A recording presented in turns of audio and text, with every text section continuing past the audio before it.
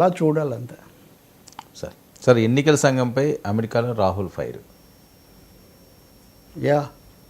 అవును, రాహుల్ గాంధీ అమెరికాలో పర్యటిస్తున్నారు. కొన్ని సంచలనాలు కూడా కలిగిస్తుంటాడు కదా ఆయన. ఎన్నికల సంఘం భారతదేశంలో బాగాలేదు. ఒకటి వర్మ, మీరు చూస్తారు కదా, ఓ ఫిలిప్పైన్స్లో ఎన్నికలు జరిగితే సరిగ్గా జరిగాయా, ఇంకో చోట జరిగాయా అని, ఇట్లాంటివి బంగ్లాదేశ్లో జరిగాయా లేదా, ఇట్లాంటివి అమెరికా కానీ బ్రిటన్ కానీ ఇవన్నీ చెప్పడం, ఐక్యరాజ్య సమితి పరిశీలకులను పంపడం, ఇట్లాంటివి మనం చూస్తుంటాం.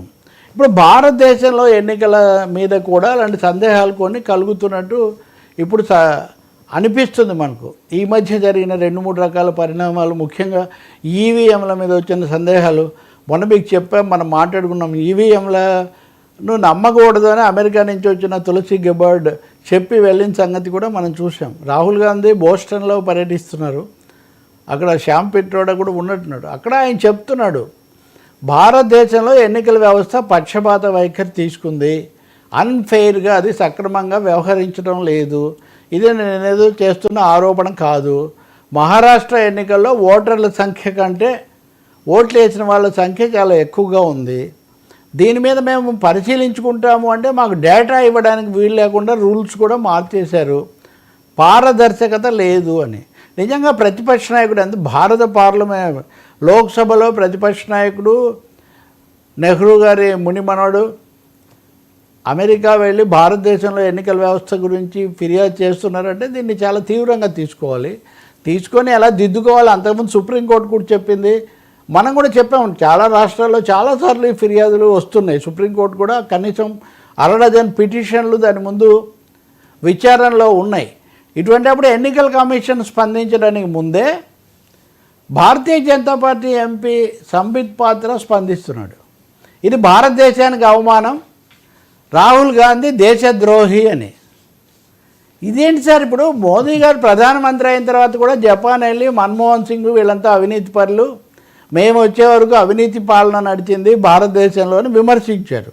ప్రధానమంత్రి విదేశాల్లోకి వెళ్ళి ప్రతిపక్షాలను తిట్టడం గౌరవప్రదం కాదు అని అందరూ చెప్పారు. ఇప్పుడు ప్రతిపక్ష నాయకుడు వెళ్ళి ఎన్నికల వ్యవస్థలో తప్పులున్నాయని చెప్తే రాహుల్ గాంధీ ఎందుకు దేశద్రోహి అయ్యాడు అంటే, బీజేపీని ఎవరైనా విమర్శిస్తే లేదా ప్రభుత్వాన్ని విమర్శిస్తే వాళ్ళు దేశద్రోహులు అయిపోతారా? ఆయన బీజేపీని కూడా అసలు మీరు ఎందుకంటే పూసుకొస్తున్నారు ఎన్నికల సంఘాన్ని? ఇది సందేహాలు పెంచుతుంది.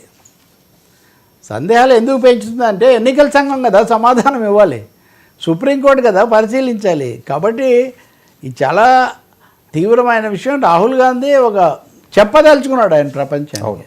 మీరు కేవలం మోదీ గారిని చూసుకుంటూ బీజేపీని చూసుకుంటూ ఈ గవర్నమెంట్ అనుకోకండి, మా దగ్గర వ్యవహారం సక్రమంగా లేదు, మా ఎన్నికల వ్యవస్థ సక్రమంగా ఉండాలని ఆయన చెప్తున్నాడు.